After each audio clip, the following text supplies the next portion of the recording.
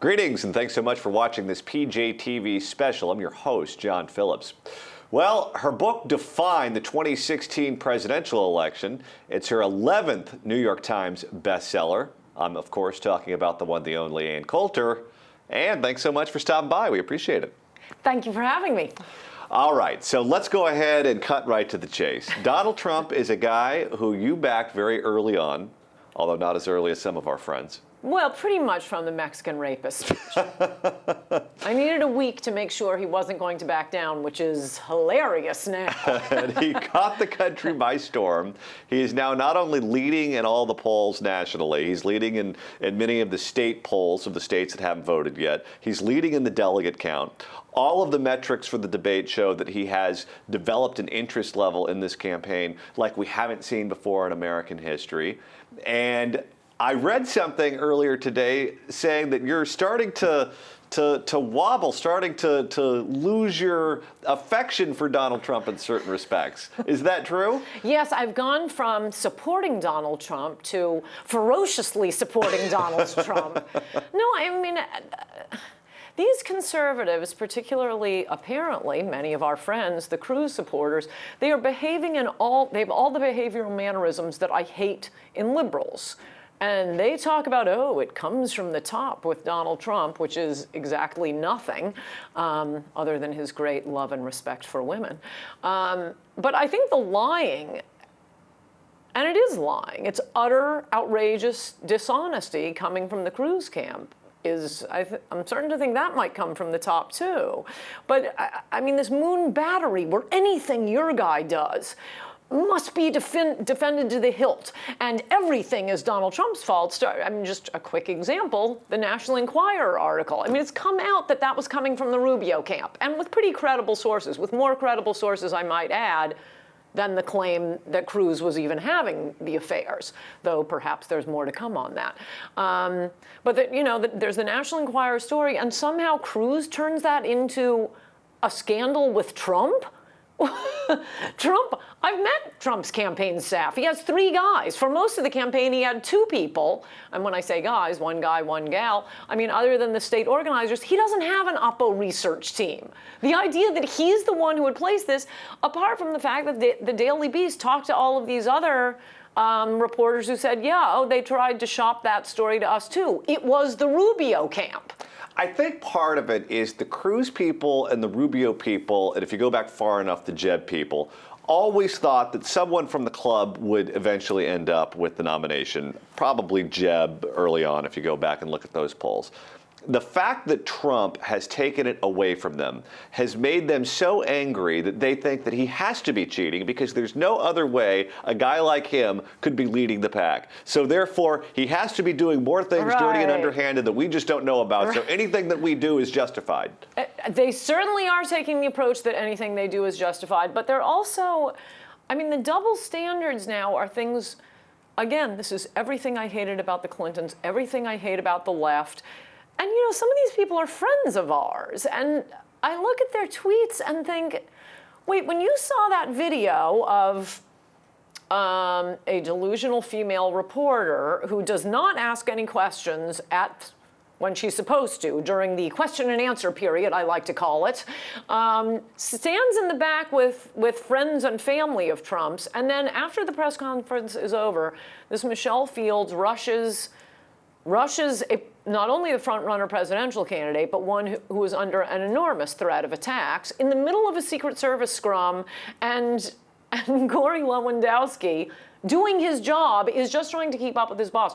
Anyone who can look at that video and call that a battery, I mean, they're crazier than these campus moonbats who want to bring charges for inappropriate laughing. And the fact that people on our side are legitimizing that form of attack, Not only that, but then, I mean, Trump was hilarious in his response to it. The beginning of that CNN town hall, I just wanted to watch it over and over again, where he does a dramatic reading of Michelle Field's claim that she was, her wrist was grabbed horribly, leaving these bruises, and Corey tried to yank her to the ground, but somehow she managed to keep her balance.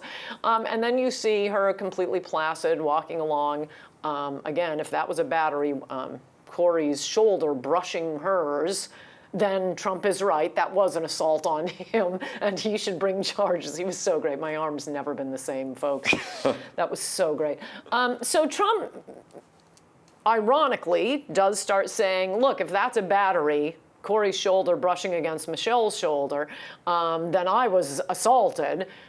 And now the Cruz moonbats are coming back as if they're the ironic ones, saying, oh, really? Here's a pen. Are you afraid of this pen, Donald? No, are you really that dumb? Do you not get the joke that he's making? Because she had a pen and he said it could have been a knife, who knows? And now they're showing pictures of pens. Oh, are you afraid? No, his remark was the ironic one to your pussification of politics. I mean, the utter double standards. I hate liars. I hate double standards like this. And the fact that people on our side are doing this, It's really shocked me. And the list of people, if you just look at the names of the people who were the most hysterical, who were the most over the top, a lot of them surprised me. Some of the people that wrote for National Review, I thought were pretty solid people. A lot of them are our friends, or were our friends, and I want to send them emails and say, you really got to back off for a minute, because you're doing things now that you're going to be embarrassed about in the future. I don't think so. I think that they have it in their heads that if their guy loses, they're going to tank the election on purpose and then turn around and blame Trump supporters and say, look what they did, and hope for the most liberal justices on the Supreme Court, almost in a masochistic way. Right, where right. They desire and they yearn for punishment, and the more punishment, the more they like it. Because they want to blame us. That's actually a good point, because frankly, you did see a lot of that with Romney. I mean, you may recall people are acting like these endorsements mean anything. I think Trump's campaign has ended the idea that endorsements do a thing, move the needle at all. But most of the guys who ran against Romney ended up endorsing someone else. Perry, Gingrich, Herman Cain, none of them would endorse Romney. They always hate the front runner.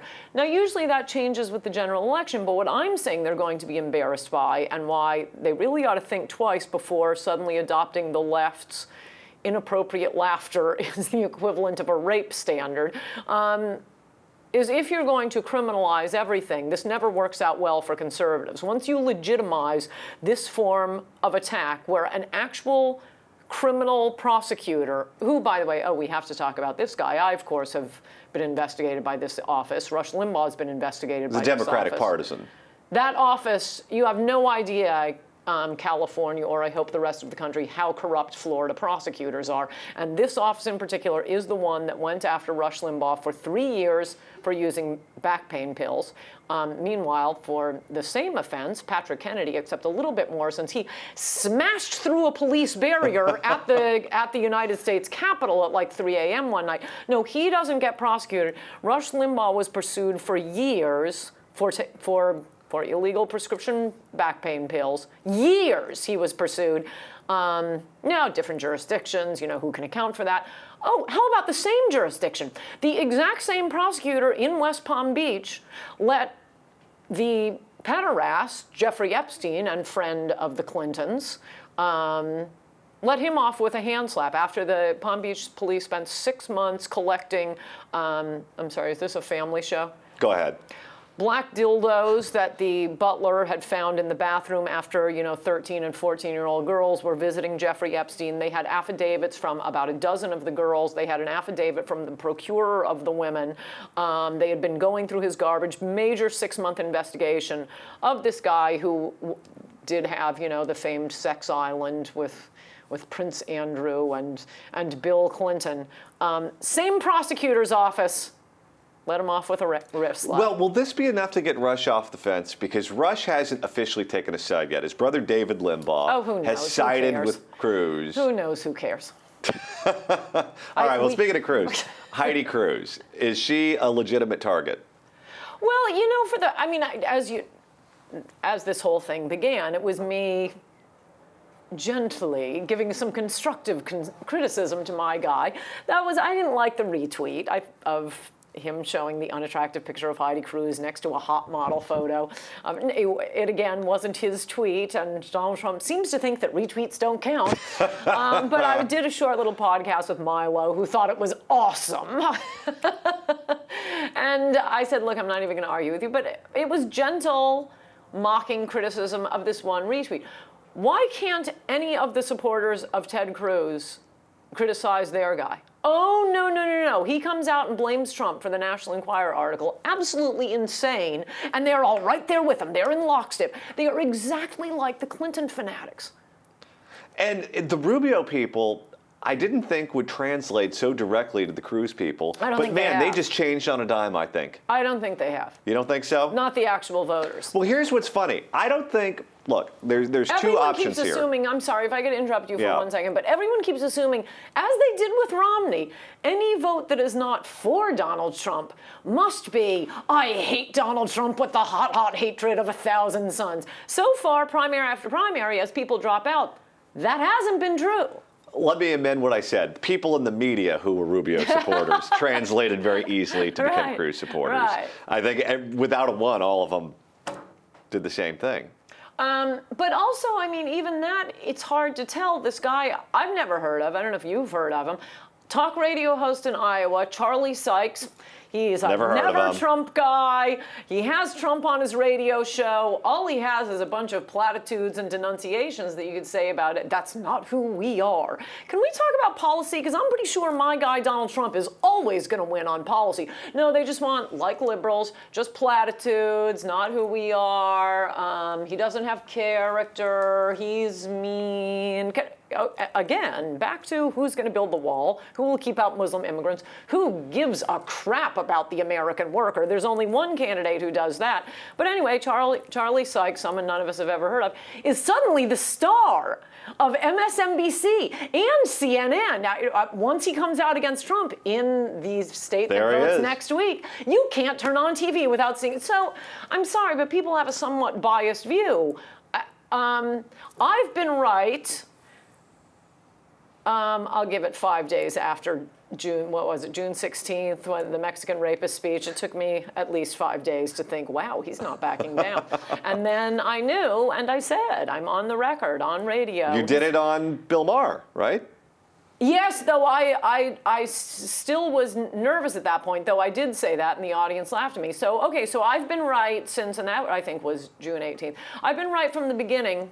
Try to find me on TV. No, I'm what's known as a Trump supporter or banned. So who people in the media are for or against, it's chosen by whom the media puts on. And weirdly enough, I think the liberal media does not want the Republican Party to run Donald Trump. Well, and I think we really honestly have two choices on the Republican side. Because when you look at the map... Yeah, winning or losing. Right, but numbers don't lie. And right now, Donald Trump is really the only one with a path to 1,237 delegates. He's the only one to a path to victory, which is what I write about this week. Absolutely only one. So Cruz would have to win overwhelmingly in the remaining states, which is not going to happen because Donald Trump's home state of New York hasn't voted yet. New Jersey, Connecticut, which you're basically talking about the same thing there. California, Cruz is not going to win in California. So that's not going to happen. So the goal on their side is to deny Trump enough delegates to win outright. So Trump can win outright, or you can have a contested convention. If you have a contested convention, you're not going to see Ted Cruz as the nominee. You're not going to see John Kasich as the nominee. They're going to find one of their guys, the establishment, that they like, maybe like a Paul Ryan, and that's going to be the alternative to Trump. So all of these people that are going out voting for Cruz, you're not voting for Cruz to realistically be president. You're voting for Cruz that's essentially going to create a pathway for Paul Ryan to jump in. No, you're right about that. But more than that, Trump is absolutely, and look, maybe the Democrats have changed the country enough through the 1965 Immigration Act that the entire country already is California and there's no way a Republican ever wins another presidential nomination. Perhaps. I don't think so, or I wouldn't have written that book. If it is still possible for any Republican to win, there is absolutely only one Republican who could possibly win. You look at the states that Romney won, and Trump isn't going to lose any of those. The places he's going to lose votes that Romney got are either places like Connecticut, that is such a blue state, we're not going to get it, and we don't need it. Oregon, the precious, snooty blue states. So he might not get as much of the vote in those states. Or it's a deep red state like Utah, where, okay, maybe he won't get as many votes as Mormon Romney, but Republicans are gonna win. Bill Clinton came in third in Utah in 1992. A Democrat is not winning Utah. So the states where I don't see any state that Romney won that Trump doesn't win. Where he needs to win is the industrial Midwest, some of the purple states on the coast, and contrary to what the media has been telling us, thanks to this guy, Stuart Stevens, who lost a winnable campaign in 2012, they have this idea that there are no more white votes to be had. Romney lost the white vote, or nearly lost the white vote, in 10 major purple states. Michigan, Ohio, Minnesota, Iowa, New Hampshire, Maine, Illinois, Colorado. Have I named 10 yet? If Trump can slightly increase the white vote in big industrial states, Pennsylvania, big industrial states in the Midwest, a few states, and by the way, Maine went for Ross Perot. I think Trump's going to be popular there. All he needs is a handful of those states. Oh, and Florida.